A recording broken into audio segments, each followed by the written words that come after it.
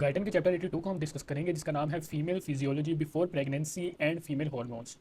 Female जो reproductive functions होते हैं हम उनको टू फेजेस में डिवाइड कर देते हैं। जो पहला फेज़ होता है उसमें जो फीमेल बॉडी होती है वो अपने आप को प्रिपेयर करती है फॉर कॉन्सेप्शन एंड प्रेगनेंसी, जबकि जो दूसरा पीरियड है वो प्रेगनेंसी का होता है। दो फेजेस हो गए, one preparation for the pregnancy and the second one is the period of pregnancy. Then हम देख लेते हैं physiological anatomy of female sexual organs. ये समझने के लिए हमें ये डायग्राम समझनी पड़ेगी। इस डायग्राम को समझ लेंगे तो हमें हमारे लिए physiological anatomy of the female reproductive system समझना आसान हो जाएगा। सबसे पहले अगर हम देखें तो रिप्रोडक्टिव सिस्टम में ओवरीज होती हैं, देन यूट्राइन ट्यूब होती है जिसको हम फ्लोपियन ट्यूब भी कहते हैं, देन यूट्रस होती है, यूट्रस का lower end cervix, and then मौजूद होती है विजाइना। ये जो ओवरीज होती है यहाँ पे ओवम रिलीज होता है, वो ओवम ट्रैवल करता है यूट्राइन ट्यूब के अंदर, और अगर यहाँ पे स्पर्म्स प्रेजेंट हो और जिसके नतीजे में फर्टिलाइजेशन हो जाए तो जो जाइगोट बनता है वो यहाँ इम्प्लांट हो जाता है in the walls of the uterus, और यहीं पे फिर प्लेसेंटल मेम्ब्रेन्स और जो फीटल मेम्ब्रेन्स होती हैं वो एस्टेब्लिश हो जाती हैं। अब हम देख लेते हैं oogenesis and follicular development in the ovaries. जो ओवोसाइट होता है, ओवोसाइट की differentiation into the mature ovum, इसको हम कहते हैं oogenesis। oogenesis क्या होती है? oocyte का ओवम में डिफ्रेंशिएट हो जाना oogenesis कहलाता है। होता यह है कि अर्ली एम्ब्रियोनिक डेवलपमेंट के दौरान जो प्राइमोर्डियल जर्म सेल्स होते हैं, जो हमने मेल में भी पढ़े थे, वो प्राइमोर्डियल जर्म सेल्स माइग्रेट करते हैं कहाँ से? योग सैक से। योग सैक से माइग्रेट करते हैं और कहाँ पहुँच जाते हैं? On the surface of the ovary. Yolk sac से माइग्रेट करते हुए कहाँ पहुँच गए? सरफेस ऑफ द ओवरी तक। अब हमें पता है कि जो ओवरी है वो कवर्ड होती है विद द जर्मिनल एपिथेलियम, जो कि होती है सिंपल क्यूबॉइडल एपिथेलियम। अब ये सरफेस ऑफ ओवरी तक पहुंच गए हैं, अब आगे क्या होगा? इससे पहले भी हम ये देख लेते हैं कि ये जो माइग्रेशन थी ना योग सैक से ओवरीज की सरफेस तक, इस दौरान जो प्राइमोर्डियल जर्म सेल्स होते हैं ये रिपीटेडली डिवाइड होते रहते हैं। इस रिपीटेड डिवीजन की वजह से इनका नंबर बहुत ज़्यादा इंक्रीज कर जाता है। अब जब ये प्राइमोर्डियल जर्म सेल्स पहुंच गए हैं germinal epithelium of the ovary तक, तब ये ओवरी के सब्सटेंस के अंदर माइग्रेट कर जाएंगे, और माइग्रेट करके कहाँ पहुंच जाएंगे? ओवरीज के कोटेक्स में। ओवरीज के दो पार्ट्स होते हैं, कोटेक्स एंड मेडुला। तो ये जो प्राइमोर्डियल जर्म सेल्स थे ये ओवरीज के कोटेक्स तक पहुंच गए हैं। जब ये कोटेक्स तक पहुंच गए तो वहां पे जाकर ये कन्वर्ट हो जाते हैं इनटू oogonia और प्राइमोर्डियल ओवा। प्राइमोर्डियल ओवा या oogonia। अब हम देख लेते हैं, जब ये अब पहुंच गए हैं ओवरीज के कोटेक्स तक, तो उस कोटेक्स में ये जो प्राइमोर्डियल ओवम थे ये ओवरी के स्ट्रोमा से कुछ सेल्स को लेते हैं और वो सेल्स इन प्राइमोर्डियल ओवम के इर्द गिर्द सराउंड कर लेते हैं। ये जो सेल्स ओवा को सराउंड करते हैं ये एपिथेलॉइड कैरेक्टरिस्टिक्स रखते हैं, और इन सेल्स को हम कहते हैं ग्रैनुलोजा सेल्स। ओवा के इर्द गिर्द ग्रैनुलोजा सेल्स ने उनको सराउंड कर लिया। अब वो ओवम जो कि single layer of the granulosa cells से सराउंडेड होगा, उस ओवा को हम, उस कंप्लीट स्ट्रक्चर को हम कह देते हैं प्राइमोर्डियल ओवम। मैं आपको डायग्राम में दिखा देता हूँ।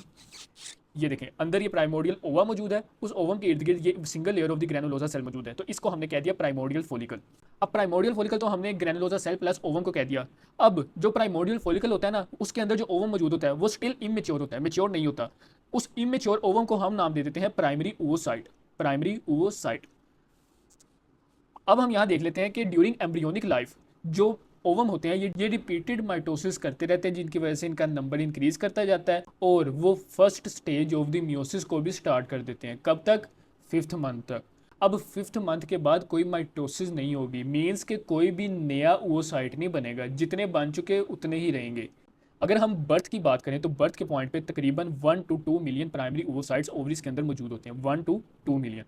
अब हमने कहा कि 5th मंथ तक जो है ये first stage of the meiosis को स्टार्ट कर देते हैं, लेकिन स्टार्ट तो कर देते हैं ये मियोसिस, लेकिन ये मियोसिस 1 के प्रोफेज 1 की स्टेज में अरेस्टेड रहते हैं। मियोसिस 1 की प्रोफेज में अरेस्टेड रहते हैं। अगर मोर प्रिसाइजली हम देखें तो diplotene stage of the prophase 1 में ये अरेस्टेड रहते हैं। तो फिर ये कंप्लीट कब होगी? ये मियोसिस 1 कंप्लीट होती है एट प्यूबर्टी, मतलब कि प्यूबर्टी तक जो है ये मियोसिस 1 कंप्लीट नहीं होगी, ये प्रोफेज 1 में ही अरेस्टेड ही रहेंगे प्राइमरी oocyte। प्यूबर्टी की इन्होंने एज बताई गई है कि यहाँ पे कि 10 to 14 ईयर्स ऑफ एज पे प्यूबर्टी हो जाती है, और तब ये मियोसिस 1 को कंप्लीट करते हैं। जब मियोसिस 1 कंप्लीट होती है, ये देखें, ये प्राइमरी oocyte था जो कि प्रोफेज 1 में अरेस्टेड था। अब जब मियोसिस 1 कंप्लीट हो गई तो हमारे पास एक सेकेंडरी oocyte बन गया और एक हमारे पास फर्स्ट पोलर बॉडी बन गई। ये जो फर्स्ट पोलर बॉडी है ये या तो डीजनरेट हो जाएगी या फिर ये सेकेंड मियोटिक डिवीजन को स्टार्ट करेगी, लेकिन इसका रिप्रोडक्टिव रोल कोई नहीं होता। सेकेंडरी oocyte जो बन गया हमारे पास मियोसिस 1 के बाद, इसको अब हम देख लेते हैं। अब ये जो सेकेंडरी oocyte बना था ना मियोसिस 1 के बाद, ये भी सेकेंडरी oocyte अरेस्टेड हो जाता है इन दी मेटाफेज 2, मीन्स के मियोसिस 2 की मेटाफेज स्टेज में ये सेकेंडरी oocyte भी अरेस्टेड हो जाता है। ये जो सेकेंडरी oocyte मेटाफेज 2 में अरेस्टेड हुआ है, तो ये मियोसिस 2 कब कंप्लीट होगी? ये मियोसिस 2 सिर्फ तब ही कंप्लीट होगी जब फर्टिलाइजेशन होगी। फर्टिलाइजेशन अगर नहीं होगी तो ये मियोसिस 2 कंप्लीट नहीं होगी। If the ovum is fertilized, the final step in meiosis occurs and the sister chromatid in the ovum go to separate cell. अब यहाँ पे बताया गया है कि जब ओवरी से ये ओवम रिलीज़ होता है, जिस प्रोसेस को हम ओव्यूलेशन कहते हैं, अब ओवम रिलीज़ हो गया ओव्यूलेशन के थ्रू ओवरी से, और अगर वो ओवम फर्टिलाइज भी हो गया तो उस फर्टिलाइजेशन के नतीजे में फाइनल म्योसिस हो जाएगी, मीन्स के म्योसिस 2 भी कंप्लीट हो जाएगी, जो कि मेटाफेज 2 में अरेस्टेड थी। देन जब यहाँ पे अगर आप देखें, यहाँ पे मेटाफेज 2 में अरेस्टेड था, देन ओव्यूलेशन होगी, ओव्यूलेशन होने के बाद अगर फर्टिलाइजेशन भी होगी, आप देख सकते हैं स्पर्म आ गया, और ओव्यूलेशन के बाद फर्टिलाइजेशन भी होगी, देन ही फिर मियोसिस 2 कंप्लीट होगी, और फिर हमारे पास एक सेकंड पोलर बॉडी और एक जाइगोट बन जाएगा। अब आगे ये बताया गया है कि जैसे हमने पहले देखा कि बर्थ के वक्त तकरीबन 1 to 2 मिलियन प्राइमरी ओवोसाइट्स मौजूद होते हैं, लेकिन प्यूबर्टी तक अगर हम बात करें तो सिर्फ 3 लाख ओवोसाइट्स ही प्रेजेंट होते हैं ओवरीज में, और इन 3 लाख में से भी सिर्फ 400 से 500 ही ओव्यूलेट होते हैं, बाकी सब डीजेनरेट हो जाते हैं, जिनको हम एट्रीजिया भी कहते हैं। और एंड पर यह बताया गया है कि मीनोपोज के बाद जो कुछ प्राइमोडियल फॉलिकल्स ओवरीज के अंदर मौजूद रह जाते हैं वो भी डीजेनरेट हो जाते हैं। मैं आपको जल्दी से दोबारा से ओवरव्यू दे देता हूँ कि उन्होंने कहना क्या चाहा है। होता यह है कि योग सैक से प्राइमोडियल जर्म सेल्स माइग्रेट करके आते हैं ओवरीज की सरफेस के करीब। ओवरीज की सरफेस तक जब पहुंच जाते हैं तो इस दौरान उनका नंबर बहुत ज़्यादा इंक्रीज कर जाता है। देन वो एंटर कर जाते हैं ओवरीज के कोटेक्स में। ओवरीज के कोटेक्स में जब वो एंटर कर गए तो उन्होंने सराउंड हो गए वो single layer of the granulosa cell. उस पॉइंट पे हमने उसको नाम दे दिया प्राइमोडियल फॉलिकल, और उसके अंदर मौजूद ओवोसाइट को हमने कह दिया प्राइमरी ओवोसाइट। देन हमने कहा कि 5th मंथ तक जो है वो जितने भी प्राइमरी ओवोसाइट्स होते हैं वो प्रोफेज 1 में अरेस्टेड होते हैं। देन हमने ये कहा कि बर्थ के वक्त तकरीबन 1 to 2 मिलियन प्राइमरी ओवोसाइट्स मौजूद होते हैं। फिर हमने कहा कि जो म्योसिस 1 में जो अरेस्टेड हैं जितने भी प्राइमरी ओवोसाइट, वो म्योसिस 1 कब कंप्लीट होगी? After puberty. जब वो प्यूबर्टी पे म्योसिस 1 कंप्लीट होगी और वो म्योसिस 2 में एंटर कर जाएंगे तो वो म्योसिस 2 की मेटाफेज स्टेज में अरेस्टेड हो जाएंगे। ये म्योसिस 2 कब कंप्लीट होगी? जब फर्टिलाइजेशन हो जाएगी। जब फर्टिलाइजेशन हो जाएगी तो हमारे पास सेकंड पोलर बॉडी और जाइगोट बन जाएगा। तो ये एक फाइनल ओवरव्यू था। नेक्स्ट हम देख लेते हैं फीमेल हार्मोनल सिस्टम को। फीमेल हार्मोनल सिस्टम में 3 टाइप के हार्मोन्स होते हैं। सबसे पहले तो जो हाइपोथैलेमस होता है वहाँ से रिलीज होते हैं गोनेडोट्रोपिन रिलीजिंग हार्मोन्स। ये गोनेडोट्रोपिन रिलीजिंग हार्मोन्स जाकर एक्ट करते हैं ऑन दी एंटीरियर पिट्यूटरी और वहाँ से रिलीज करवाते हैं एफएसएच और एलएच को। ये एफएसएच और एलएच जाके फिर एक्ट करते हैं ओवरीज पर और ओवरीज से रिलीज करवाते हैं एस्ट्रोजन एंड प्रोजेस्टेरोन को। ये जो हार्मोन्स का रिलीज है ये फीमेल मंथली सेक्सुअल साइकिल्स में इनका रेट जो है वो वेरी करता है, जिनको हम आगे डिस्कस भी करेंगे। अब हम डिस्कस कर लेते हैं monthly ovarian cycle and function of gonadotropic hormones. Female के अंदर रिप्रोडक्टिव ईयर्स के दौरान मंथली रिदमिक चेंजेस आते हैं हार्मोन्स की सिक्रीशन में, और इसी के साथ साथ ओवरीज और सेक्सुअल ऑर्गन्स के अंदर फिजिकल चेंजेस भी आते रहते हैं। दोबारा मैं बता देता हूँ कि मंथली तौर पे हार्मोन्स की सिक्रीशन के अंदर भी चेंजेस आते हैं, और जो फिजिकल करैक्टरिस्टिक्स होते हैं ओवरीज और सेक्सुअल ऑर्गन्स के वो भी चेंज होते रहते हैं। तो इस कंप्लीट मंथली साइकिल के पैटर्न को हम नाम दे देते हैं फीमेल मंथली सेक्सुअल साइकिल या फिर मेंस्ट्रुअल साइकिल का। ये जो मेंस्ट्रुअल साइकिल है इसकी ड्यूरेशन होती है टोटल 28 डेज, लेकिन ये 20 दिन तक भी हो सकता है और ज़्यादा से ज़्यादा 45 दिन तक भी कुछ ख़वातीन में हो सकता है। अब ये जो फीमेल सेक्सुअल साइकिल है इसके 2 सिग्निफिकेंट रिजल्ट्स होते हैं। पहला तो ये कि हर मंथ सिंगल ओवम ही रिलीज़ होता है ओवरीज से, और नॉर्मली उसके नतीजे में सिंगल फीटस ही ग्रो करता है एक वक्त में। दूसरा रिज़ल्ट ये है कि जो यूट्राइन एंडोमेट्रियम होती है वो जाइगोट की इम्प्लांटेशन के लिए एडवांस में ही प्रिपेयर हो जाती है। अब हम डिस्कस कर लेते हैं gonadotropic hormones and there effects on the ovaries. Ovaries के अंदर होने वाले चेंजेस जो कि सेक्सुअल साइकिल के दौरान होते रहते हैं वो डिपेंड करते हैं एफएसएच और एलएच पर, और हमें पता है ये जो एफएसएच और एलएच है ये सिक्रीट होता है by the anterior pituitary. Then उन्होंने यहाँ पर एफएसएच और एलएच के कुछ फीचर्स बताए हैं कि ये ग्लाइकोप्रोटीन्स होते हैं, इनका मॉलिक्यूलर वेट अबाउट 30,000 होता है। यहाँ पर वो ये कहता है कि अगर ये 2 हार्मोन्स एब्सेंट हों तो ओवरीज इनएक्टिव रहती हैं, जैसा कि चाइल्डहुड के दौरान होता भी है। At the age of 9 to 12 years जो पिट्यूटरी ग्लैंड होता है वो इन दोनों हार्मोन्स की सिक्रीशन को स्टार्ट कर देता है, और इन 2 हार्मोन्स की सिक्रीशन के नतीजे में जो मंथली सेक्सुअल साइकिल्स हैं वो भी स्टार्ट हो जाते हैं। तो ये वो पॉइंट जब ये 2 हार्मोन्स की सिक्रीशन स्टार्ट हुई और इस सिक्रीशन के नतीजे में मंथली सेक्सुअल साइकिल्स भी स्टार्ट हो गए, इस पॉइंट को हम कहते हैं प्यूबर्टी। और वो टाइम जब फर्स्ट मेंस्ट्रुअल साइकिल स्टार्ट होता है इस पॉइंट को हम कहते हैं मेनार्के। दोबारा मैं बता देता हूँ, वो पीरियड जिस दौरान एफएसएच और एलएच सिक्रीट होना स्टार्ट हो गए और उनकी वजह से नॉर्मल मंथली सेक्सुअल साइकिल्स भी स्टार्ट हो गए। इस पीरियड को हम कहते हैं प्यूबर्टी, और वो टाइम जब फर्स्ट मेंस्ट्रुअल साइकिल स्टार्ट हो उस पॉइंट को हम कहते हैं मेनार्की। नेक्स्ट हम देख लेते हैं, वो ये कहता है कि ये जो FSH और LH है ये एक्ट किस तरह करते हैं। ये इस तरह से एक्ट करते हैं कि ओवरीज की सेल मेम्ब्रेन के ऊपर कुछ रिसेप्टर्स होते हैं FSH और LH के लिए। जब ये हार्मोन्स उन रिसेप्टर पे बाइंड करते हैं तो ये सेकंड मैसेंजर सिस्टम को एक्टिवेट कर देते हैं। और अगर हम इनके केस में देखें तो कौन सा सेकंड मैसेंजर सिस्टम होता है, cyclic AMP second messenger system. जब ये सिस्टम एक्टिवेट होता है तो फिर देन प्रोटीन का इनेज की फॉर्मेशन होती है और वो फिर मुख्तलिफ इंजाइम्स की फॉस्फोराइलेशन करवाता है और मुख्तलिफ प्रोसेसेस को स्टिमुलेट कर देता है।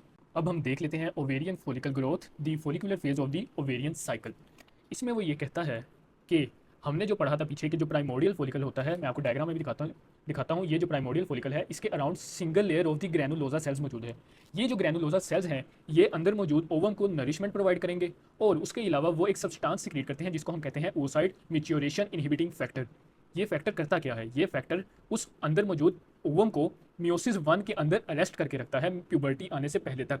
दोबारा बता देता हूँ कि ये जो फैक्टर रिलीज कर रहा है इनहिबिटिंग फैक्टर, ये इनहिबिटिंग फैक्टर का काम ये है कि ये प्यूबर्टी आने तक जो प्राइमरी oocyte था उसको प्रोफेज 1 के अंदर अरेस्ट करके रखता है।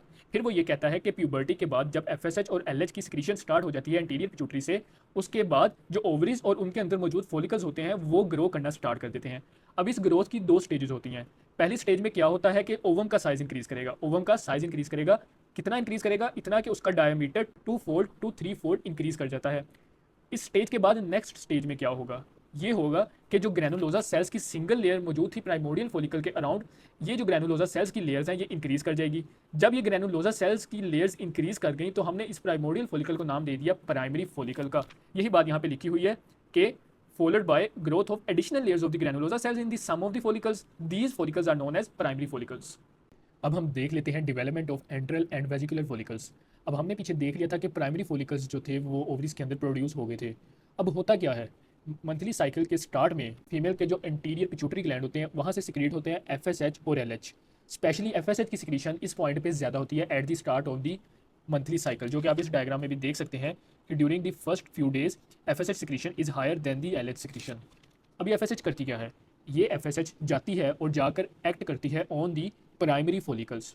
याद रखिएगा FSH का एक्शन प्राइमोडियल फॉलिकल्स पे नहीं होता बल्कि प्राइमरी फॉलिकल्स पे होता है। ये FSH करता क्या है, तकरीबन 6 to 12 प्राइमरी फॉलिकल्स को पकड़ता है और उनकी ग्रोथ को एक्सेलरेट कर देता है। हमने पढ़ा था ना काफ़ी न्यूमरस अमाउंट में फॉलिकल्स मौजूद होते हैं ओवरीज के अंदर, लेकिन उसमें से एक वक्त में जो FSH होगा एक मंथली साइकिल में उन तकरीबन 6 to 12 प्राइमरी फॉलिकल्स को लेगा और उनकी ग्रोथ को एक्सेलरेट कर देगा।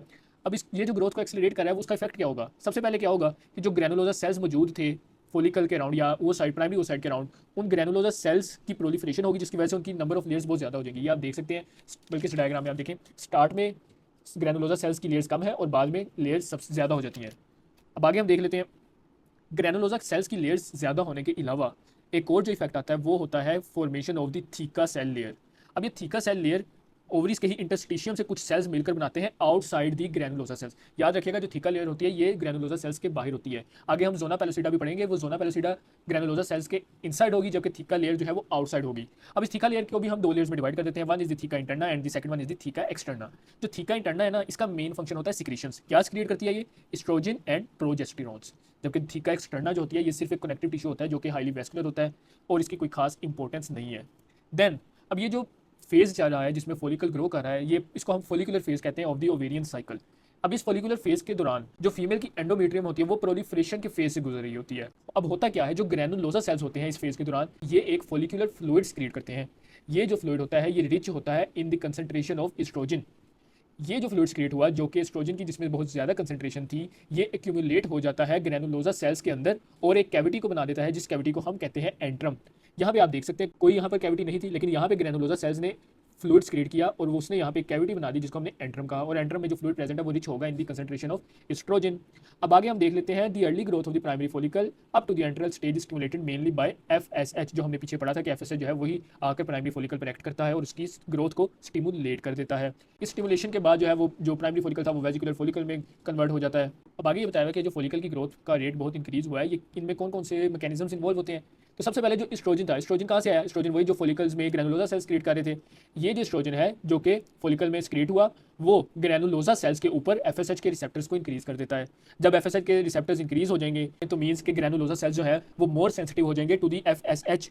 तो ये एक तरह से पॉजिटिव फीडबैक हो गया ना, क्योंकि एफएसएच ने स्क्रीशन करवाई एस्ट्रोजन की और एस्ट्रोजन ने भी रिसेप्टर्स का नंबर बढ़ाकर एफएसएच की सेंसिटिविटी को बढ़ा दिया। दूसरा पॉइंट ये है कि जो पिट्यूटरी एफएसएच है, ये एफएसएच और जो एस्ट्रोजन रिलीज हुआ ग्रैनुलोसा सेल से, ये मिलकर एलएच के रिसेप्टर्स को इंक्रीज कर देते हैं ग्रैनुलोसा सेल्स के ऊपर। एलएच के भी रिसेप्टर इंक्रीज हो, एस्ट्रोजन ने एफएसएच के रिसेप्टर इंक्रीज किए और फिर एफएसएच और एस्ट्रोजन ने मिलकर एलएच के रिसेप्टर इंक्रीज कर दिए। जब एलएच के रिसेप्टर इंक्रीज हो गए तो इसकी वजह से जो है एलएच के लिए भी सेंसिटिविटी इंक्रीज हो जाएगी। अब आगे क्या बताया है कि ये जो एस्ट्रोजन का नंबर, एस्ट्रोजन की कंसंट्रेशन इंक्रीज हो रही है, कहाँ इंक्रीज हो रही है, कौन क्रिएट कर रहा है? फॉलिकल्स क्रिएट कर रहे हैं। इस इंक्रीजिंग स्क्रीशन ऑफ एस्ट्रोजन की वजह से एलएच की स्क्रीशन ज्यादा हुई। कहाँ से? एंटीरियर पिट्यूटरी ग्लैंड से। तो ये जो एस्ट्रोजन और एलएच है ये मिलकर जो थीका फॉलिकुलर सेल्स हैं उनकी स्क्रीशन को ज्यादा कर देंगे। अब आगे ये बताया है कि only one follicle fully matures each month and remainder undergo atresia. यहाँ हमने जो देखा था कि 6 to 12 प्राइमरी फॉलिकल्स जो है उनकी ग्रोथ इंक्रीज हुई थी, उनमें से सिर्फ एक ही फॉलिकल ऐसा होगा जो फुल मैच्योरेशन तक पहुंचेगा, जबकि बाकी जितने भी फॉलिकल्स होंगे वो डीजनरेट हो जाएंगे, यानी कि उनका एट्रीजिया हो जाएगा। अब ये होता क्यों है? मुख्तलिफ इसके बारे में थ्योरीज है, लेकिन one of the theories that ये जो एफएसएच ने एस्ट्रोजन की सिक्रीशन को ज्यादा करवा दिया था ना फॉलिकुलर सेल से, ये एस्ट्रोजन क्या करता है? ये एस्ट्रोजन जाता है हाइपोथैलेमस की तरफ और हाइपोथैलेमस पे नेगेटिव फीडबैक इफेक्ट कोज करके वहां से एफएसएच की सिक्रीशन एंटीरियर पिट्यूटरी ग्लैंड से वो कम हो जाती है।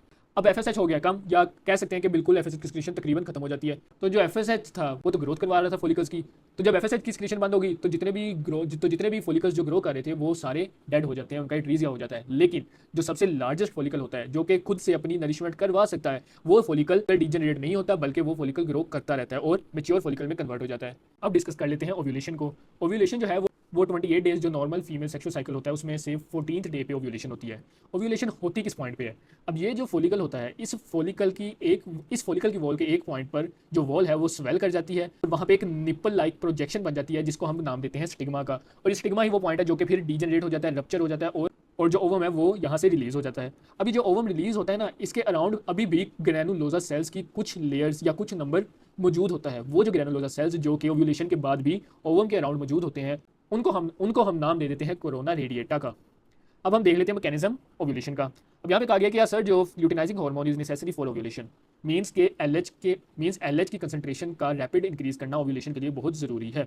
ये मैं आपको यहाँ पे भी दिखा देता हूँ, ये देख सकते हैं, ये 14th डे है तकरीबन। इस 14th डे से तकरीबन 2 डेज पहले एकदम एलएच की सिक्रीशन में बहुत ज़्यादा इंक्रीज आ जाता है। आप देख सकते हैं एफएसएच की सिक्रीशन भी कुछ हद तक इंक्रीज हो रही है, लेकिन मेन इंक्रीज जो है वो एलएच की सिक्रीशन में आ रहा है। अब होता क्या है, यहाँ पे बताया गया कि ओव्यूलेशन से तकरीबन 2 दिन पहले जो है वो एलएच की सिक्रीशन बहुत ज़्यादा हो जाती है।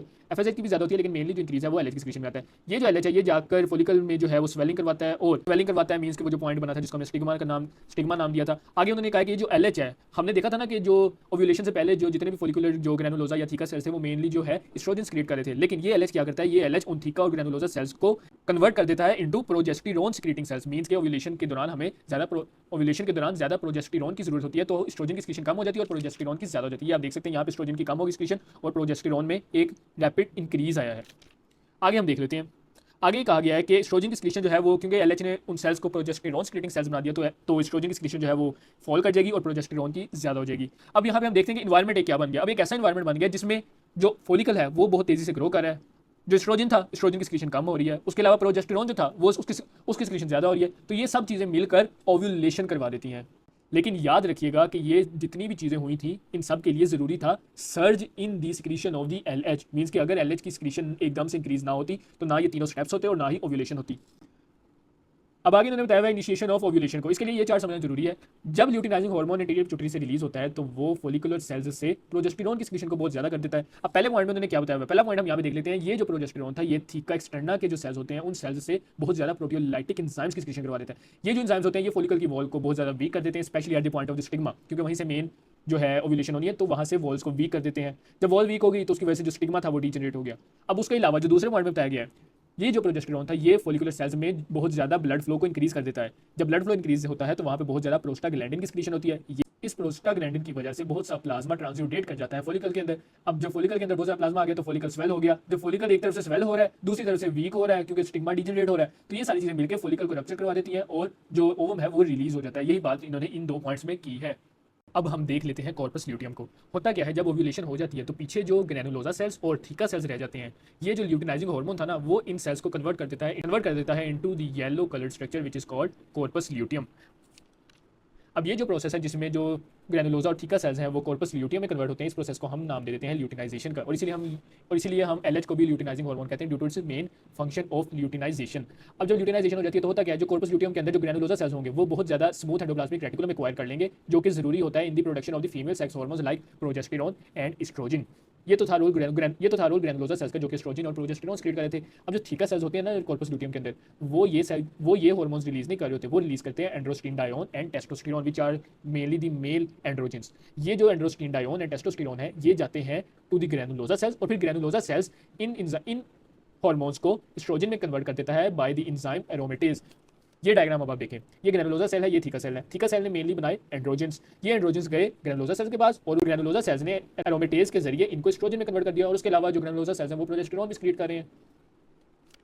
अब आगे हम देख लेते हैं luteinising function of the luteinizing hormone. यहाँ पे वही बताया गया है कि यहाँ पे यही बताया गया कि जो एलएच है वो ल्यूटिनाइजेशन करवा देता है और कॉर्पस ल्यूटियम की फॉर्मेशन करवाता है। उसके अलावा यहाँ बताया गया है ल्यूटिनाइजेशन इनहिबिटिंग फैक्टर, ये वो फैक्टर है जो कि फोलिकुलर फ्लूइड में प्रेजेंट होता है, और थीका और ग्रैनुलोजा सेल्स की तब तक ल्यूटिनाइजेशन नहीं होने देता जब तक ओव्यूलेशन ना हो जाए। जब ओव्यूलेशन होगी, ओवम रिलीज हो जाएगा, फिर ही जो रिमेनिंग सेल्स होंगे वो कॉर्पस ल्यूटियम में कन्वर्ट होंगे। आगे बताया गया है secretion by the corpus luteum. यहाँ पे ये बताया गया है कि जो कॉर्पस ल्यूटियम है जो कि प्रोजेस्टेरॉन और एस्ट्रोजन की सिक्रीशन करवाता है, उसमें होता क्या है। अब यहाँ पर ये बताया गया है कि जब एलएच जो है वो जो कि एंटीरियर पिट्यूटरी से आता है वो ग्रैनुलोजा सेल्स और थीका सेल्स पे एक्ट करके उनकी ल्यूटिनाइजेशन करवाता है ना, तो कौन कौन से प्रोसेसेस होते हैं। सबसे पहले वो सेल्स प्रोलिफरेट करते हैं, देन वो इनलार्ज होते हैं, और फिर उनकी सिक्रीशन स्टार्ट होती है, और फिर तकरीबन 12 डेज तक वो सिक्रीशन करते रहते हैं, और फिर एंड पर वो डीजेनरेट हो जाते हैं। अब आगे ये बताया गया है कि 12 डेज के बाद ये डीजेनरेट सिर्फ तब होगा अगर फर्टिलाइजेशन नहीं होगी, स्पर्म नहीं आएगा और वो फर्टिलाइजेशन नहीं करवाएगा। लेकिन अगर फर्टिलाइजेशन हो जाए तो प्लेसेंटा एक हार्मोन रिलीज करवाता है जिसको हम कहते हैं कोरियोनिक गोनेडोट्रोपिन या एचसीजी भी हम जिसको कहते हैं। ये जो एचसीजी होता है ये कॉर्पस ल्यूटियम को डीजेनरेट होने से बचाता है। इस कॉर्पस ल्यूटियम को तकरीबन 2 to 4 मंथ्स ऑफ प्रेगनेंसी तक डीजेनरेट नहीं होने देता। अब आगे ये बताया गया है कि ओव्यूलेशन के बाद जो एस्ट्रोजन और प्रोजेस्टेरॉन सीक्रेट हो रहे थे ना, ये जो है एंटीरियर पिट्यूटरी पे जाके नेगेटिव फीडबैक इफेक्ट कोज करते हैं और एफएसएच और एलएच की सिक्रीशन को कम कर देते हैं। एफएसएच एलएच जाहिर हमें कम चाहिए क्योंकि एफएसएच जो था वो फॉलिकल्स की ग्रोथ करवा रहा था, तो हमने नेक्स्ट साइकिल के स्टार्ट होने तक न्यू फॉलिकल्स की ग्रोथ को नहीं होने देना ताकि एक साइकिल फीमेल का कंप्लीट हो जाए, और तो इसीलिए एफएसएच और एलएच की सिक्रीशन को कम करवा देते हैं। और उसके अलावा जो ल्यूटियन सेल्स थे ना कॉर्पस ल्यूटियम के, वो एक सब्सटेंस रिलीज करते हैं जिसको इनहिबिन कहते हैं। ये इनहिबिन भी जाके एफएसएच वगैरह की सिक्रीशन को कम करवा देता है। फिर यहाँ भी बताया गया कि कॉर्पस ल्यूटियम जो है वो तकरीबन 12 डेज में डीजेनरेट हो जाता है। जब ये डीजेनरेट हो जाएगा तो एस्ट्रोजन और प्रोजेस्टेरॉन की भी सिक्रीशन कम हो जाएगी। तो यही जो थे तो ये एस्ट्रोजन, प्रोजेस्टेरॉन और इनहिबिन ही थे जो कि एफएसएच और एलएच को की सिक्रीशन को कम किए हुए थे। तो जब कॉर्पस ल्यूटियम डीजेनरेट हो गया, एस्ट्रोजन प्रोजेस्टेरॉन कम हो गया, तो नेगेटिव फीडबैक एंटीरियर पिट्यूटरी से खत्म हो गया, एफएसएच और एलएच की सिक्रीशन दोबारा से स्टार्ट हो जाएगी और न्यू साइकिल स्टार्ट हो जाएगा। अब हम देख लेते हैं functions of ovarian hormones estradiol and progesterone. अब दो क्लासेस के हार्मोन्स होते हैं, one are the progestins and the other ones are the estrogens. सबसे इंपॉर्टेंट एस्ट्रोजन क्लास में अगर हम देखें तो वो होता है एस्ट्राडायोल, और अगर प्रोजेस्टिन क्लास में हम देखें तो वो होता है प्रोजेस्टेरॉन। सबसे इंपॉर्टेंट प्रोजेस्टेरॉन, सबसे इंपॉर्टेंट एस्ट्रोजन एस्ट्राडायोल। अब इनका जो मेन फंक्शन हम देख लेते हैं, आगे हम डिस्कस करेंगे। यहाँ पे मैंने बताया कि एस्ट्रोजन का मेन फंक्शन होता है सेकेंडरी सेक्सुअल कैरेक्टरिस्टिक्स की डेवलपमेंट, जबकि जो प्रोजेस्टिन्स होते हैं उनका मेन फंक्शन होता है यूट्रस को प्रेगनेंसी के लिए प्रिपेयर करना, उसके अलावा ब्रेस्ट को लैक्टेशन के लिए प्रिपेयर करना। देन हम आगे केमिस्ट्री डिस्कस कर लेते हैं। सबसे पहले देखते हैं एस्ट्रोजन को। नॉन प्रेग्नेंट फीमेल्स होती हैं उनमें जो एस्ट्रोजन है वो मेनली ओवरीज से क्रिएट होता है, लेकिन प्रेगनेंसी के दौरान बहुत ज़्यादा क्वांटिटी में एस्ट्रोजन प्लेसेंटा से भी क्रिएट होता है। अब आगे बताया गया है कि 3 टाइप के एस्ट्रोजन होते हैं, जिनमें वन है beta estradiol, then estrone and estriol. इनमें से अगर हम सबसे इंपॉर्टेंट देखें तो एस्ट्राडायोल सबसे ज़्यादा पोटेंट होता है, जबकि जो दूसरे 2 टाइप्स हैं वो एस्ट्राडायोल के मुकाबले में बहुत कम पोटेंसी रखती हैं। देन हम डिस्कस कर लेते हैं प्रोजेस्टिन्स को। प्रोजेस्टिन सबसे इंपॉर्टेंट जो है वो प्रोजेस्टेरॉन होता है, लेकिन उसके अलावा 17 अल्फा हाइड्रोक्सी प्रोजेस्टेरॉन भी जो है वो सीक्रेट होता है। अब यहाँ पे बताया गया है कि नॉन प्रेग्नेंट फीमेल्स के अंदर जो प्रोजेस्टेरॉन होता है वो later half of the ovarian cycle, यानी कि ओव्यूलेशन और उसके बाद जो है तब प्रोजेस्टेरॉन की सिक्रीशन बहुत ज़्यादा होती है। तो ये प्रोजेस्टेरॉन आता कहाँ से है, तो हमें पता है कि ये प्रोजेस्टेरॉन की जो सिक्रीशन है वो मेनली होती है from the corpus luteum. Then discuss किया गया है synthesis of estrogen and progestins को। अब ये जो दोनों हार्मोन्स हैं ये स्टेरॉइड हार्मोन्स हैं, तो मींस के बाकी स्टेरॉइड हार्मोन्स की तरह इनकी भी सिक्रीशन होती है from the cholesterol and the acetyl CoA. बाकी बताया गया है कि सिंथेसिस के दौरान मेनली प्रोजेस्टेरॉन और एंड्रोजन सिंथेसाइज होते हैं पहले, लेकिन ये जितने भी एंड्रोजन्स होते हैं और काफ़ी हद तक प्रोजेस्टेरॉन भी जो होता है वो ग्रैनुलोजा सेल्स में एस्ट्रोजन में कन्वर्ट हो जाते हैं, और ये एस्ट्रोजन में कन्वर्ट करवाता है एंजाइम एरोमेटेज, जिसको हमने पीछे भी डिस्कस किया था। अब आगे बताया गया कि थीका सेल्स में जो है वो ये एरोमेटेज एंजाइम से नहीं होता, इसीलिए जो थीका सेल्स से जो एंड्रोजन्स होते हैं वो डिफ्यूज करके जाते हैं टू दी ग्रैनुलोजा सेल्स, और फिर ग्रैनुलोजा सेल जो है वो एरोमेटेज एंजाइम के जरिए इन एंड्रोजन्स को कन्वर्ट कर देते हैं इनटू दी एस्ट्रोजन। ये आप देख सकते हैं यहाँ पे एंड्रोजन्स बने थीका सेल्स में, देन वो चले गए ग्रैनुलोजा सेल्स के पास, तो फिर ग्रैनुलोजा सेल्स में एंड्रोजन्स एस्ट्रोजन में कन्वर्ट हो गए विद दी एंजाइम एरोमेटेज। अब आगे बताया गया है कि जो एस्ट्रोजन और प्रोजेस्टेरॉन है ये सिंथेसिस के बाद जो प्लाज्मा में जो ट्रैवल करते हैं वो प्लाज्मा प्रोटीन के साथ बाइंड करके करते हैं। This plasma proteins are plasma albumin and specific estrogen and progesterone binding globulin. अब आगे ये बताया गया है कि ये डिग्रेड कैसे होते हैं। सबसे पहले एस्ट्रोजन को देख लें तो एस्ट्रोजन जो है वो लीवर उनको कंजुगेट करके बना देता है ग्लूकोनाइड्स एंड सल्फेट्स, फिर ये जो है बाइल और यूरिन के थ्रू एक्सक्रीट हो जाते हैं बॉडी से। नीचे भी ये बताया गया कि अगर लीवर फंक्शन ना हो, लीवर प्रॉपर फंक्शनिंग ना कर रहा हो, तो मीन्स कि एस्ट्रोजन की डिग्रेडेशन नहीं हो पाएगी। एस्ट्रोजन की डिग्रेडेशन नहीं होगी तो इसकी एक्टिविटी बॉडी में ज़्यादा हो जाएगी। इस कंडीशन को हम नाम दे देते हैं हाइपर एस्ट्रेनिज्म। आगे बताया गया है फेट ऑफ द प्रोजेस्टेरॉन के बारे में। यहाँ ये बताया गया कि प्रोजेस्टेरॉन भी जो है वो मेनली लीवर ही इसकी डिग्रेडेशन करवाता है। लीवर करता क्या है कि प्रोजेस्टेरॉन को कन्वर्ट कर देता है इनटू प्रेग्नेंडायोल, तो फिर ये प्रेग्नेंडायोल जो है ये बॉडी से एक्सक्रीट हो जाता है। अब आगे हम देख लेते हैं एस्ट्रोजन के फंक्शंस को। तो सबसे पहले हम देख लेते हैं effect of oestrogen on the uterus and external female sex organs. अब यहाँ पे ये बताया गया है कि चाइल्डहुड के दौरान जो है एस्ट्रोजन की सिक्रीशन कम होती है, लेकिन प्यूबर्टी के बाद जो पिट्यूटरी गोनेडोट्रोपिक हार्मोन्स होते हैं वो एस्ट्रोजन की सिक्रीशन को ज़्यादा करवा देते हैं, जिसकी वजह से ovaries, fallopian tubes, uterus and vaginal और जो विजाइना होता है उसका साइज इंक्रीज कर जाता है। उसके अलावा एक्सटर्नल जेनिटिलिया इंलार्ज होता है। उसके अलावा लेबिया मेजोरा और मॉन्स प्यूबिस पर फैट की डिपोजिशन ज़्यादा हो जाती है और लेबिया माइनोरा का साइज भी इंक्रीज कर जाता है। उसके अलावा विजाइनल एपिथेलियम की बात की जाए तो विजाइनल एपिथेलियम क्यूबॉइडल से स्ट्रेटिफाइड स्क्वेमस में कन्वर्ट हो जाती है। उसके अलावा जो वहाँ पे ग्लैंड्स मुख्तलिफ मौजूद होते हैं उनका स्ट्रोमा इंक्रीज कर जाता है और ग्लैंडुलर सेल्स भी जो है वहाँ पे इंक्रीज कर जाते हैं। अब हम डिस्कस कर लेते हैं effect of oestrogen on the fallopian tubes में भी सेम इफेक्ट होगा कि वहाँ पे ग्लैंडुलर टिश्यूज को इंक्रीज कर देगा। उसके अलावा सीरिएटेड एपिथेलियल सेल्स का नंबर इंक्रीज कर देगा। फ्लोपियन ट्यूब्स में ये सीरिएटेड सेल्स की इंपॉर्टेंस बहुत ज़्यादा है, क्योंकि ये सीरिएटेड सेल्स फर्टिलाइज्ड ओवम को यूट्रस की तरफ ट्रांसफर करवाने में बहुत अहम रोल प्ले करते हैं। देन हम देख लेते हैं एस्ट्रोजन का इफेक्ट ऑन द ब्रेस्ट पर ये कुछ खास इफेक्ट्स हैं जिनमें डेवलपमेंट ऑफ स्ट्रोमल टिश्यू है, development of the extensive ductile system है और डेपोजिशन ऑफ द फैट है। देन हम देख लेते हैं स्केलेटन पर इसका इफेक्ट। तो स्केलेटन पर इसका ये इफेक्ट है कि ये ऑस्टियोक्लास्टिक एक्टिविटी को इनहिबिट कर देता है। कैसे इनहिबिट करता है कि ये स्टिमुलेट कर देता है ऑस्टियोप्रोटेग्रिन को, जिसको हम ऑस्टियोक्लास्टोजेनेसिस इनहिबिटरी फैक्टर भी कहते हैं। ये जो है ये बोन रिजॉर्प्शन को कम कर देता है। उसके अलावा एस्ट्रोजन जो है ये बोन्स की जो एपिफिसिस होते हैं उनको भी यूनाइट करवाता है। और अगर एस्ट्रोजन जो है वो जो ओल्ड एज वुमेन में जो एस्ट्रोजन की कंसंट्रेशन है वो कम हो जाती है आफ्टर मेनोपॉज, तो उन इंडिविजुअल्स में ऑस्टियोपोरोसिस के चांसेस बहुत ज़्यादा होते हैं, रिस्क बहुत ज़्यादा होता है। क्योंकि ऑस्टियोक्लास्ट की एक्टिविटी ज़्यादा हो जाती है, जिसकी वजह से बोन मैट्रिक्स डिक्रीज कर जाती है और बोन्स के अंदर कैल्शियम और फॉस्फेट की डेपोजिशन भी कम हो जाती है। अब आगे बताया गया जो एस्ट्रोजन है ये प्रोटीन की डेपोजिशन ज़्यादा करवाती है। उसके अलावा बॉडी में मेटाबॉलिज्म इंक्रीज करवाएगी और प्यूबिक रीजन और एक्जिला में हेयर ग्रोथ करवाएगी। उसके अलावा स्किन पे इसका ये इफेक्ट होगा कि स्किन को सॉफ्ट और स्मूथ बना देगी और उसके अलावा स्किन में वेस्कुलरिटी भी बहुत ज़्यादा इंक्रीज कर देगी। एंड पर ये बताया गया है कि इलेक्ट्रोलाइट बेनिफिट्स का वही इफेक्ट होता है जो कि एल्डोस्टेरॉन का होता है, यानी कि ये सोडियम और वाटर की रिटेंशन करवाता है बाय द किडनी ट्यूब्यूल्स। अब हम देख लेते हैं फंक्शंस ऑफ द प्रोजेस्टेरॉन को। प्रोजेस्टेरॉन का जो मेन फंक्शन है ना वो ओव्यूलेशन के बाद वाला जो पार्ट होता है ना साइकिल का, उसमें सिक्रीटरी चेंजेस प्रोड्यूस करना है इन दी यूटेराइन एंडोमेट्रियम। यहाँ पे लिखा हुआ है during the later half of the monthly female sexual cycle. Next हम देख लेते हैं कि सिक्रीटरी चेंजेस के अलावा प्रोजेस्टेरॉन का इंपॉर्टेंट फंक्शन ये भी है कि ये यूट्रस की कॉन्ट्रैक्शंस को कम कर देता है। क्यों कम करता है? ताकि जो इम्प्लांटेड ओवम है उसकी एक्सपल्शन को प्रिवेंट किया जा सके। देन वो ये कहता है कि प्रोजेस्टेरॉन यूट्रस से तो करवाता ही था सिक्रीशंस को इंक्रीज, उसके अलावा फ्लोपियन ट्यूब्स में भी सिक्रीशंस को इंक्रीज करेगा। देन यहाँ पर बताया गया कि प्रोजेस्टेरॉन जो है वो ब्रेस्ट के अंदर लोब्यूल्स और एल्वियोलाई की डेवलपमेंट भी करवाता है। फिर यहाँ पे ये बताया गया कि ये डेवलपमेंट तो करवा रहा है प्रोजेस्टेरॉन, लेकिन ये एल्वियोलाई से मिल्क की सिक्रीशन नहीं करवाएगा। क्यों? क्योंकि मिल्क तब ही सिक्रीट करता है जब ब्रेस्ट को प्रोलैक्टिन स्टिमुलेट करे। अब हम डिस्कस कर लेते हैं एंडोमेट्रियल साइकिल को। एंडोमेट्रियल साइकिल के 3 फेजेस हैं। सबसे पहला फेज है proliferative stage, then secretory phase and the last one is the menstruation. सबसे पहले देख लेते हैं प्रोलिफरेटिव फेज को। अब ये जो एंडोमेट्रियल साइकिल में जो हम फेजेस पढ़ेंगे ना वो मेनली कंसर्न होंगे with the walls of the uterus. हमें पता है एंडोमेट्रियम में इनर वॉल होती है यूट्रस की, तो मेनली हम वॉल्स को डिस्कस करेंगे। लेकिन अगर हम देखें कि प्रोलिफरेटिव फेज के दौरान ओवरी में कौन सा फेज चल रहा है, ओवेरियन साइकिल का कौन सा फेज चल रहा है, तो हमें नजर आ रहा है कि प्रोलिफरेटिव फेज के दौरान ओवेरियन साइकिल का फॉलिकुलर फेज और ओव्यूलेशन चल रही होती है। लेकिन अगर हम सिक्रेटरी फेज की बात करें तो ओवेरियन साइकिल का ल्यूटियल फेज चल रहा होता है। तो सबसे पहले हम डिस्कस कर लेते हैं प्रोलिफरेटिव फेज को। प्रोलिफरेटिव फेज को हम एस्ट्रोजन फेज भी कहते हैं, क्योंकि इसमें मेनली जो इन्फ्लुएंस होता है वो एस्ट्रोजन का ही होता है और एस्ट्रोजन ही मुख्तलिफ रोल्स प्ले कर रहा होता है। और हमें ये भी पता है कि ओव्यूलेशन से पहले ओवेरियन साइकिल में भी कौन सा हार्मोन बेसिकली मेनली प्रोड्यूस हो रहा था, फॉलिकल से एस्ट्रोजन ही प्रोड्यूस हो रहा था। तो हमें समझ आ रहा है कि यहाँ पे प्रोलिफरेटिव फेज में एस्ट्रोजन क्यों ज्यादा है। अब एस्ट्रोजन करेगा क्या? अब यहाँ पे बताया हुआ है कि एस्ट्रोजन करता है कि एस्ट्रोजन है वो एंडोमेट्रियम की स्ट्रोमल सेल और एपिथेलियल लाइनिंग की प्रोलिफरेशन बेसिकली करवाएगा। क्यों? क्योंकि प्रोलिफरेटिव फेज से बिल्कुल एग्जैक्ट पहले जो एंडोमेट्रियम होती है वो मेंस्ट्रुअल फेज से बाहर आई होती है। तो मेंस्ट्रुअल फेज में जो एपिथेलियल लाइनिंग होती है उसका काफी हिस्सा स्लफ्ड ऑफ हो जाता है। तो फिर प्रोलिफरेटिव फेज में एस्ट्रोजन की इन्फ्लुएंस में ये सारी एपिथेलियल लाइनिंग दोबारा से प्रोलिफरेट करती है। तो मेनली यही फंक्शन होता है एस्ट्रोजन का ड्यूरिंग दी प्रोलिफरेटिव फेज के ये स्ट्रोमल सेल्स और एपिथेलियल सेल्स की प्रोलिफरेशन करवाएगी। उसके अलावा यहाँ पे भी बताया हुआ है कि जो सर्वाइकल म्यूकस होता है, मतलब कि सर्विक्स के अंदर मौजूद जो म्यूकस होता है, तो वो भी इस फेज के दौरान थोड़ा थिन हो जाता है। क्यों थिन होता है? ताकि वहाँ से स्पर्म की मूवमेंट को ताकि वहाँ से स्पर्म की ट्रांसपोर्ट ईजी हो सके। देन अगला फेज है सिक्रेटरी फेज। हमें पता है कि जब ओव्यूलेशन हो जाती है तो ओव्यूलेशन के बाद एल एच के इन्फ्लुएंस में जो कॉर्पस ल्यूटियम होता है उसमें से बेसिकली जो ज़्यादा सिक्रीशन है वो प्रोजेस्टेरोन की होती है एज कम्पेयर टू एस्ट्रोजन।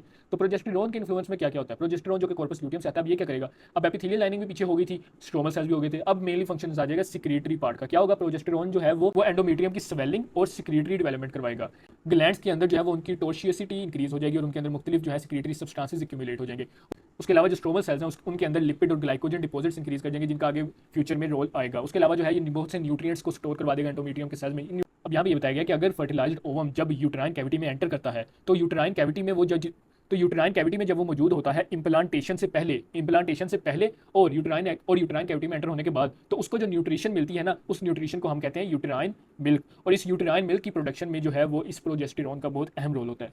और फिर जब इम्प्लांटेशन हो जाए एंडोमेट्रियम में, तो जो ट्रोफोब्लास्टिक सेल्स होते हैं ओवम की सरफेस पे, वो जो है वो भी एंडोमेट्रियम में जो पीछे ग्लाइकोजन और लिपिड और इस तरह के मुख्तलिफ न्यूट्रिएंट्स स्टोर किए गए थे, वो ट्रोफोब्लास्टिक सेल्स एंडोमेट्रियम को इन्वेड करते हैं और वहाँ से उन न्यूट्रिएंट्स को भी यूज़ कर लेते हैं।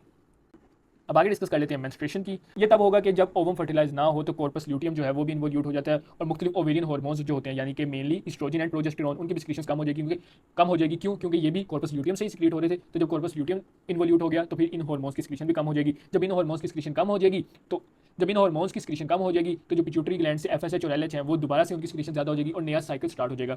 अब फिलहाल हम मेंस्ट्रुएशन को देखते हैं कि मेंस्ट्रुएशन में होता क्या है। मेंस्ट्रुएशन कब होगी, जब एस्ट्रोजन और प्रोजेस्टेरोन की सिक्रीशन कम हो जाएगी। ये हमने अभी पहले डिस्कस कर लिया क्योंकि कॉर्पस ल्यूटियम ही इन्वॉल्यूट हो गया। अब आगे उन्होंने ये बताया गया कि मुख्तलिफ जो ब्लड वेसल्स हैं वो भी इन्वॉल्यूट हो जाएंगी। देन एंडोमेट्रियम में नेक्रोसिस स्टार्ट हो जाएगी और देन मुख्तलिफ जो ब्लड वेसल्स वहाँ एंडोमेट्रियम में डेवलप हुई होती हैं वो भी इन्वॉल्यूट हो जाती है जिसकी वजह से ब्लीडिंग होती है। और फिर यूट्रस की कॉन्ट्रैक्शंस के साथ जितना भी यूट्रस के अंदर ये कंटेंट्स मौजूद होते हैं जिसके अंदर जो है स्लफ्ड ऑफ एंडोमेट्रियम का पार्ट, उसके अलावा ब्लड, ये सब जो है ये बॉडी से एक्सपेल हो जाता है। यहाँ पे बताया गया कि जो मेंस्ट्रुअल फ्लूइड होता है उसके अंदर फिब्रिनोलाइसिन प्रेजेंट होता है। ये फिब्रिनोलाइसिन का काम क्या है, ये फिब्रिनोलाइसिन जो है ये उस नेक्रोटिक जो एंडोमेट्रियल मटेरियल है ना उसमें क्लोटिंग को प्रिवेंट करता है। लेकिन आगे ये भी बताया गया कि अगर बहुत ज़्यादा एक्सेसिव ब्लीडिंग हो जाए, बहुत ज़्यादा लार्ज क्लोट्स बन जाए मेंस्ट्रुएशन के दौरान, तो इसके पीछे की वजह कोई यूट्रस के अंदर मौजूद डिजीज़ भी हो सकता है।